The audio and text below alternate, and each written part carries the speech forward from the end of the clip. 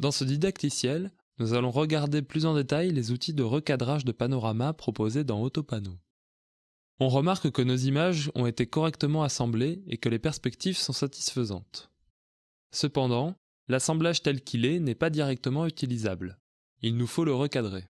Nous allons pour cela utiliser l'outil Tailler qu'on peut trouver dans la série de boutons Correction géométrique dans la barre d'outils. Lorsque l'on appuie sur le bouton Tailler, le rectangle de recadrage apparaît. Sa position initiale correspond à la surface rectangulaire maximale du panorama. Aucune partie du rectangle n'étant laissée vide, ce cadrage automatique représente souvent le cadrage optimal. À gauche de la fenêtre se trouvent les options de l'outil Tailler qui vont nous permettre de régler plus finement le cadrage. Les valeurs θ et φ correspondent respectivement à la largeur et à la hauteur du cadre. Vous pouvez également spécifier un angle de rotation au cadre.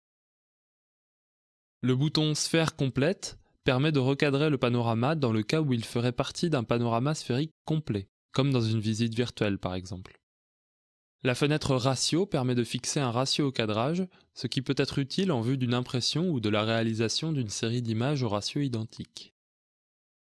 Vous pouvez également redimensionner le cadre à l'aide des petits carrés situés à ses extrémités. Il est possible de déplacer le cadre en plaçant le curseur à l'intérieur de celui-ci. Il se transforme alors en main.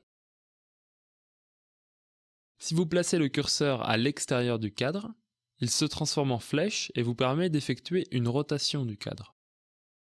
Pour valider vos changements, vous pouvez soit appuyer sur Entrée, soit cliquer sur le bouton Valider.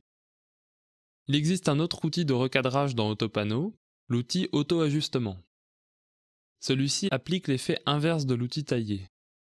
En effet, le panorama est recadré par un rectangle l'incluant totalement. Rien ne reste à l'extérieur du cadre.